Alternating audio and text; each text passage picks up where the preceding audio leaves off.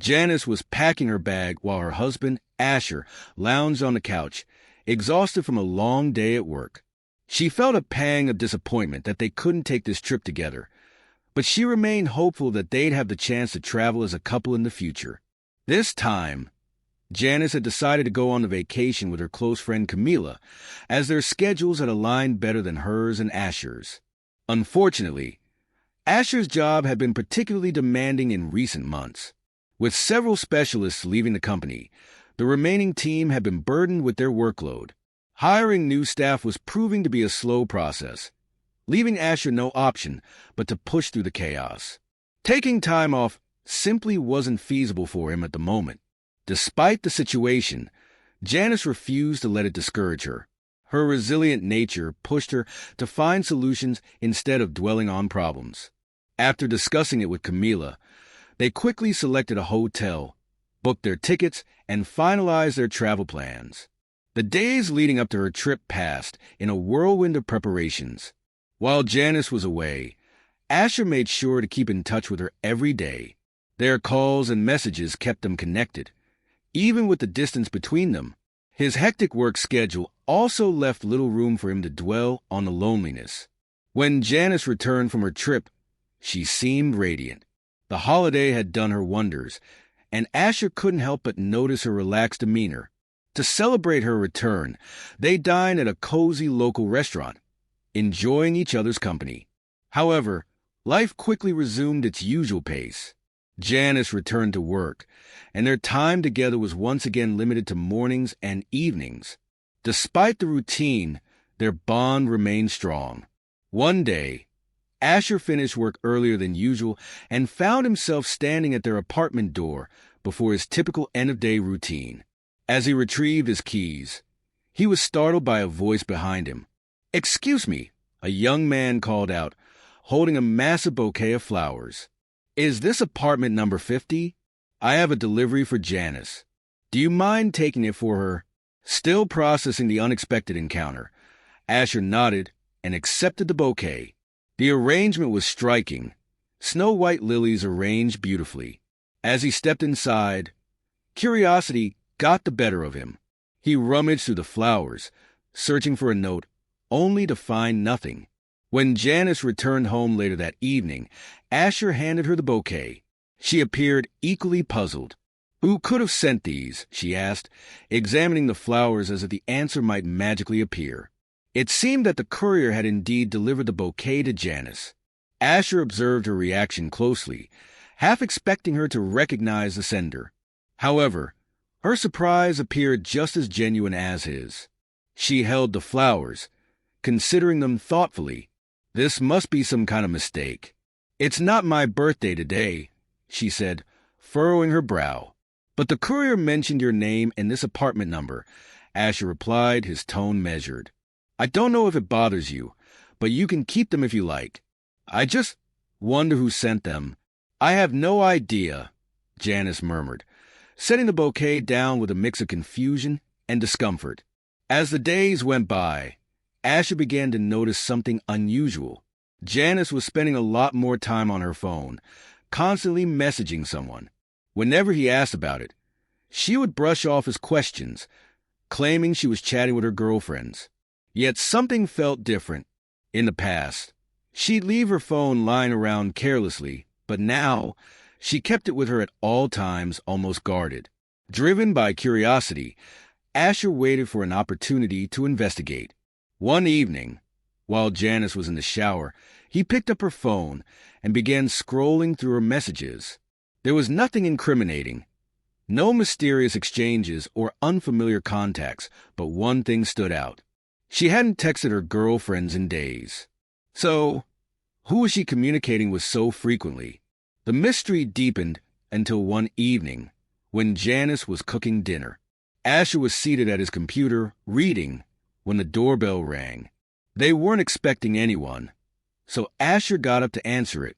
Standing at the door was a stranger, dressed impeccably in an elegant suit, holding yet another bouquet of white lilies, the same flowers delivered to their apartment earlier. The man smiled and began speaking rapidly in French. Asher struggled to keep up, but managed to understand that the man wanted to speak with Janice. What caught Asher off guard was the man referring to him as brother. "And who are you?" Asher asked sharply. In response, the stranger pulled out his phone and showed Asher a photo. It was a picture of Janice on a beach. She was adjusting her hat, looking carefree, but there was one glaring detail. Her wedding ring was conspicuously absent from her finger. Asher's mind raced as he recalled how much Janice had enjoyed her trip with Camila. His thoughts were interrupted when the stranger turned his gaze to the kitchen. "Janice," Asher called out, his voice steady but laced with tension. "You have a visitor." Janice stepped out of the kitchen, drying her hands on a towel. She muttered something under her breath, but when her eyes landed on the man at the door, she froze. Her complexion turned pale, and her hands trembled slightly. "Your admirer is here and would like a word with you," Asher said, his tone heavy with sarcasm.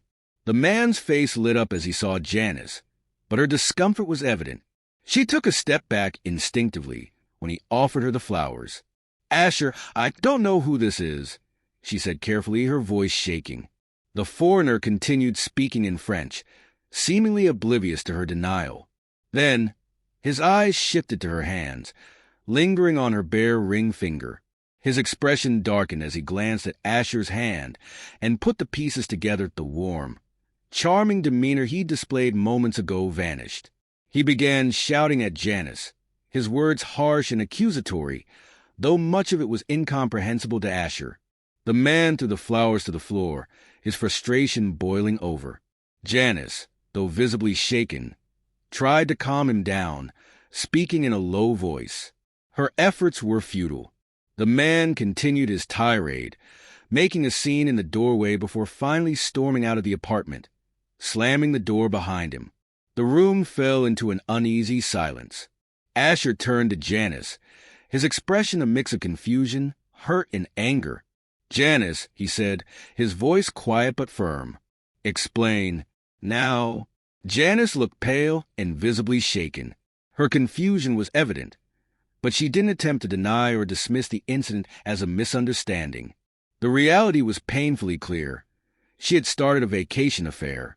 Her lover, oblivious to her marital status, had fallen for her charm and had come to surprise her. The flowers, the letters, it all made sense now. But Janice had already transitioned back into her role as a devoted wife, making these romantic gestures seem entirely inappropriate. Meeting Asher's penetrating gaze, Janice's composure crumbled. She turned to him, her voice trembling as she made one last plea. "Asher, please forgive me. Things got out of hand. We had a drink, and he invited me to dance," she began, her words faltering. Asher's expression hardened.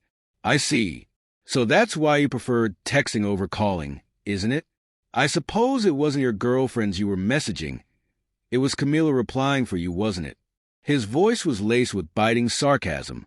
Janice lowered her head, realizing that denial was futile. Silence hung between them, heavy and damning.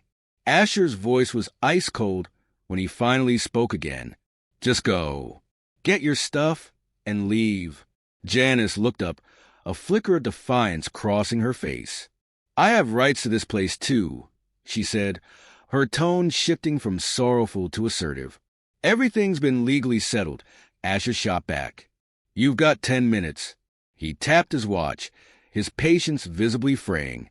His typical calm demeanor was gone, replaced by simmering anger. Janice, recognizing that further argument would only make things worse, complied. She quickly packed her essentials, stuffing clothes and personal items into a bag. Without another word, she walked out of the apartment, leaving behind the escalating tension and a marriage in shambles. Later, Asher learned from a neighbor that Janice had rushed outside and was frantically asking people in the yard about the man in the suit who had stormed off earlier. It was clear she had decided to take her chances with him, hoping to salvage the relationship she had so recklessly pursued. But Asher had a feeling it wouldn't work out for her. The man had looked heartbroken and betrayed, and Janice's own desperation seemed like a futile attempt to grasp at something already lost. Despite the pain of betrayal, Asher felt an unexpected sense of relief. It was as though a weight had been lifted off his shoulders. He had seen his wife's true character before investing another decade or a lifetime in a marriage built on shaky foundations. As he closed the door to the apartment, Asher resolved to move forward wiser and stronger. For the first time in a long while, he felt the clarity and peace of knowing he had done the right thing.